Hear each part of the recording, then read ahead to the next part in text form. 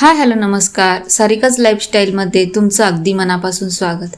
आषाढी एकादशीपासून चातुर्मासाची सुरुवात होते. पण चातुर्मास म्हणजे नेमकं काय? एकादशीला कोणती विशेष सेवा करावी आणि या दिवशी विष्णू सहस्रनामाचे पठण का करावे, या तिन्ही महत्त्वाच्या प्रश्नांची उत्तरे आजच्या व्हिडिओमध्ये आपण जाणून घेणार आहोत. त्यामुळे हा व्हिडिओ शेवटपर्यंत नक्की पहा. देवशयनी आषाढी एकादशी. आषाढ शुल्क एकादशीपासून भगवान महाविष्णू क्षीरसागरात योगनिद्रेला जातात. याच दिवसापासून चातुर्मासास प्रारंभ होतो. या 4 महिन्यात जप, तप, दान, व्रत, नामस्मरण आणि ग्रंथपठण यांना शास्त्रात विशेष महत्त्व दिले जाते. पद्मपुराणात, स्कंदपुराण व भविष्योत्तर पुराणांनुसार देवशयनी एकादशीचे व्रत केल्याने अनेक जन्मांची पापे नष्ट होतात, पितरांना सद्गती मिळते आणि श्री विष्णूंची कृपा प्राप्त होते. पितृदोष शांती, कुलकल्याण व श्रीहरीची कृपा प्राप्त व्हावी यासाठी म्हणून 700 श्लोकी श्रीमद भागवत ग्रंथाचे किमान 1 पारायण अवश्य करावे. या दिवशी प्रत्येकाने किमान 1 माळ श्री पांडुरंग मंत्राचा जप करावा. नित्यसेवेतील श्रीमद भगवद्गीतेचा 15वा अध्याय तसेच श्री गीतेचे 18 नावे श्रद्धेने पठण करावे. एकादशीला शास्त्रानुसार आवश्यक करायच्या गोष्टी त्या म्हणजे तुळस पूजन व श्री विष्णूंना तुळशी दल अर्पण करावे. ओम नमो भगवते वासुदेवाय या मंत्राचा जप करावा. विष्णू सहस्रनाम, हरिपाठ, रामकृष्ण हरी किंवा विठ्ठल नामस्मरण करावे. शक्य असल्यास उपवास किंवा सात्विक आहार करावा. गरीब गरजू, गोमाता, पक्षी यांना अन्नदान करावे. संध्याकाळी श्री विष्णू व तुळशीसमोर तुपाचा दिवा लावावा. राग, द्वेष, मत्सर, निंदा व हिंसा यांचा पूर्ण त्याग करावा. एकादशी म्हणजे केवळ उपवास नव्हे, मन, वाणी आणि कर्म यांचे पवित्र राखून श्रीहरीच्या चरणी स्वतःला अर्पण करण्याचा पवित्र दिवस म्हणजे आषाढी देवशयनी एकादशी. आता बघूया चातुर्मास म्हणजे नेमकं काय. 4 महिन्यांचा हा नियम केवळ आहाराचा नाही तर मन, शरीर आणि आत्मशुद्धीचा आहे.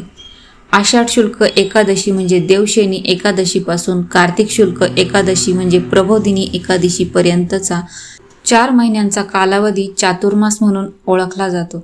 आता आपण बघूया चातुर्मासाची पौराणिक कथा. पद्मपुराण, स्कंदपुराण आणि वैष्णव ग्रंथांमध्ये वर्णन केले येते की आषाढ शुल्क एकादशीच्या दिवशी भगवान श्री विष्णू क्षीरसागरात शेषनागाच्या शय्येवर योगनिद्रेत जातात. या दिवसाला देवशयनी एकादशी म्हणतात. या 4 महिन्यांच्या काळात देवतांची बाह्य कार्य मंदावतात, म्हणून ऋषीमुनी एका ठिकाणी राहून वेदाध्ययन, यज्ञ, जप, तप, पारायण आणि धर्मप्रचार करत असतात. पावसाळ्यात सतत भ्रमण केल्यास लहान जीवजंतूंची हिंसा होऊ नये म्हणून त्यांनी स्थिर राहण्याची परंपरा सुरू केली. याला चातुर्मास असे म्हणतात. कार्तिक शुल्क एकादशीला भगवान श्री विष्णू योगनिद्रेतून जागे होतात. त्या दिवसाला प्रबोधिनी एकादशी असं म्हणतात.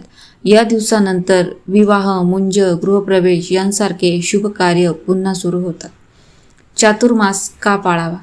तर बघा, मन आणि इंद्रियांचा संयम होतो. पावसाळ्यात पचनशक्ती कमी असल्याने सात्विक आहार आरोग्यास हितकारक ठरतो. जप, तप, दान आणि नामस्मरणाचे अनेक पटीने पुण्य मिळते. आत्मशुद्धी व आध्यात्मिक प्रगती होते. तसंच बघा, चातुर्मासामध्ये काय खावे? ताजे, सात्विक आणि घरचे शिजवलेले अन्न खावे. मूग, तांदूळ, गहू, दूध, तूप, ताक, फळे व सुकामेवा. उपवासाच्या दिवशी फळाहार करावा. काय खाऊ नये? तर चातुर्मासामध्ये कांदा, लसूण, मांसाहार, मद्य, तंबाखू, इतर व्यसने, शिळे अन्न, अति तिखट, अति तेलकट पदार्थ, कांदा, लसूण एवढं आपण खाऊ नये. तसेच बघा, कांदा, लसूण का टाळतात? शास्त्र आणि आयुर्वेदानुसार कांदा व लसूण हे राजसी म्हणजे तामसी गुण वाढवणारे मानले जातात. साधना, जप, ध्यान आणि पारायण करताना मन सात्विक आणि एकाग्र राहावे म्हणून या काळात त्यांचा त्याग करण्याची परंपरा आहे. मग चातुर्मासात काय करावे? श्री विष्णू, श्री विठ्ठल व श्री दत्तांची उपासना करावी. श्री गुरुचरित्र पारायण करावे. विष्णू सहस्रनामाचे पठण करावे. भगवद्गीता वाचन करावे. तुळशी पूजन करावे. दीपदान, अन्नदान, गोसेवा, नामस्मरण, सत्संग इत्यादी आपण चातुर्मासामध्ये करावे. आता चातुर्मासाचा खरा संदेश सांगायचा झाला तर चातुर्मास म्हणजे फक्त कांदा लसूण बंद करणे नव्हे, राग, लोभ, मद, मत्सर, अहंकार, निंदा, खोटेपणा आणि व्यसनांचा त्याग करून प्रेम, दया, क्षमा, संयम आणि भक्ती स्वीकारणे हा चातुर्मासाचा खरा अर्थ आहे. त्यासोबतच स्वतःला एक प्रश्न नक्की विचारा. 4 महिने आपण कांदा लसूण सोडतो, पण राग, अहंकार, मत्सर आणि वाईट सवयी सोडण्याचा संकल्प करतो का? जर या चातुर्मासात आपण मन शुद्ध केले तर भगवान श्री विष्णूंची कृपा आणि सद्गुरूंचे आशीर्वाद निश्चितच प्राप्त होतील. श्री विठ्ठल रुक्मिणी, श्री दत्तप्रभू आणि श्रीहरींची कृपा सर्वांवर राहील. हे नियम पाळणे किंवा यापैकी काही नियम पाळणे म्हणजे संपूर्ण चातुर्मास. आता आपण बघणार आहोत विष्णू सहस्रनाम. एकादशीला विष्णू सहस्रनाम का वाचावे? एकादशी हा भगवान श्री विष्णूंचा अत्यंत प्रिय दिवस मानला जातो. या दिवशी श्रद्धेने विष्णू सहस्रनाम पठण केल्याने त्यांचे आध्यात्मिक आणि मानसिक असे अनेक लाभ आपल्याला मिळतात. विष्णू सहस्रनाम वाचनाचे महत्त्व सांगायचे झाले तर भगवान विष्णूंची विशेष कृपा आपल्याला प्राप्त होते. मनातील भीती, चिंता आणि नकारात्मक विचार कमी होतात. घरात सुख, शांती आणि समृद्धी नांदते. पापांचे क्षालन होऊन पुण्यसंचय वाढतं. आरोग्य, आयुष्य आणि मानसिक स्थैर्य लाभते. ग्रहबाधा आणि अडथळे कमी होण्यास मदत होते. मोक्षप्राप्तीचा मार्ग सुकर होतो असे शास्त्रामध्ये वर्णन आहे. एकादशीला काय करावे? बऱ्याच जणांना माहिती नसतं. सकाळी स्नान करून भगवान श्री विष्णू व लक्ष्मी यांची पूजा करावी. तुळशीपत्र अर्पण करून विष्णू सहस्रनाम श्रद्धेने ऐकावे किंवा वाचावे. शक्य असल्यास उपवास करावा किंवा सात्विक आहार घ्यावा. दिवसभर ओम नमो नारायणाय नमः या मंत्राचा जप करावा.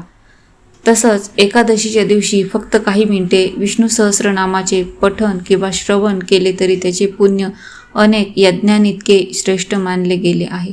श्रद्धा, भक्ती आणि सातत्य यांना सर्वाधिक महत्त्व आहे. तर बघा, तुम्हाला पडणारे प्रश्न मी एकाच व्हिडिओमध्ये बऱ्यापैकी कव्हर केलेले आहेत. तुमचे काही प्रश्न असेल तर मला कमेंट करून नक्की विचारत जा. व्हिडिओ आवडला असेल तर एक लाईक आणि शेअर नक्की करा. यामुळे हा व्हिडिओ इतरांपर्यंत पोहोचण्यास मदत होते आणि तुमच्या कमेंटमुळे मला पुढे जाण्याची प्रेरणा मिळते. अशाच आध्यात्मिक, धार्मिक माहितीसाठी आणि सण उत्सवातील माहितीपूर्ण व्हिडिओसाठी सारिकाज लाईफस्टाईल या चॅनलला सबस्क्राईब नक्की करा. पुढील व्हिडिओमध्ये चातुर्मासातील आणखी महत्त्वाच्या सेवा, नियम जाणून घेणार आहेत. तोपर्यंत सगळ्यांना रामकृष्ण हरी.